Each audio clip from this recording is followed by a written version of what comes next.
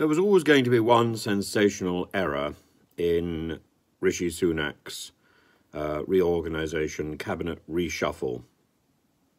There was always going to be one. The level of that error was something maybe we could speculate about. Now it's here. I think the major error in the cabinet reshuffle is Lee Anderson. Lee Anderson, who had been he was formerly a Labour councillor. He defected from the Labour Party to the Conservative Party quite recently.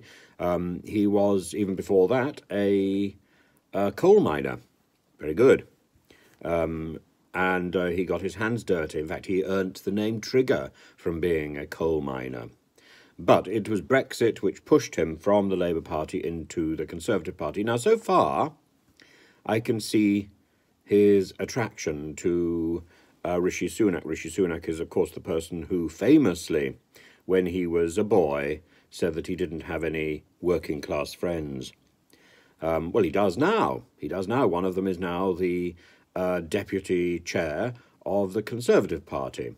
But I find this term working class very odd, because if you are earning £70,000 in the House of Commons, you are no longer working class. And I think possibly there's a case to say that we need to rethink this class delineation.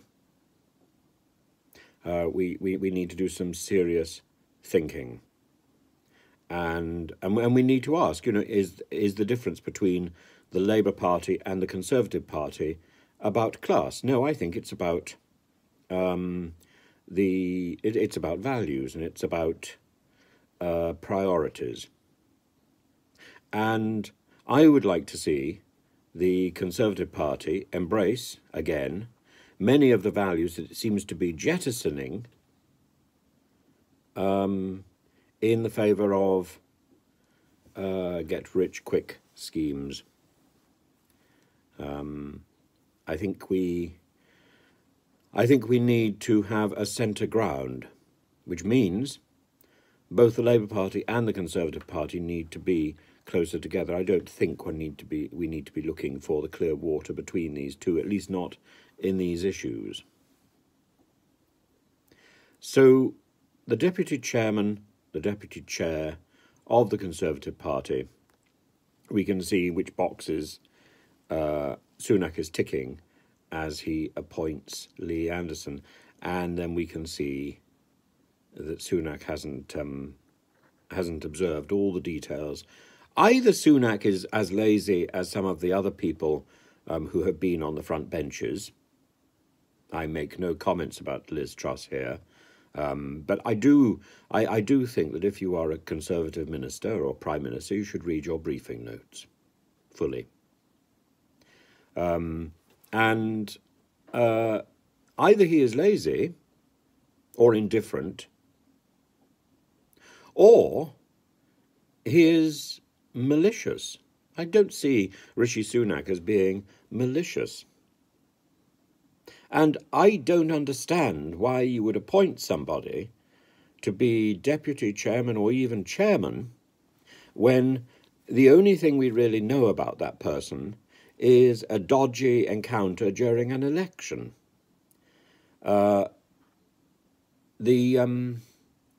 fact, there is a second thing, which I'll come to in a second. But Lee Anderson was famously caught in 2019, I think, in the last election, arranging for a friend to be present at the door.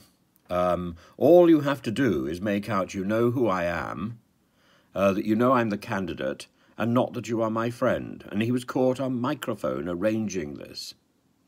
And it's just madness and stupidity. So are we suggesting that the Conservative Party, or even any election campaign, should be run and promoted by somebody who is either dodgy or stupid? Because it's one or the other. But there's worse to come. There's worse to come, I promised it.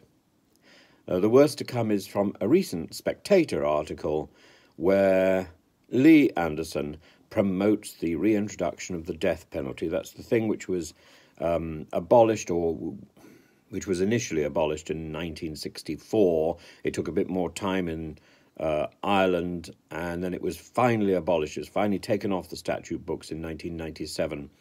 It's aggressive and simplistic politics. And this is the person who is one of the two figureheads for the Conservative Party May elections and the Conservative Party elections in, 18 months' time. This is the person that we are supposed to look up to. I have no problem with looking up to a coal miner.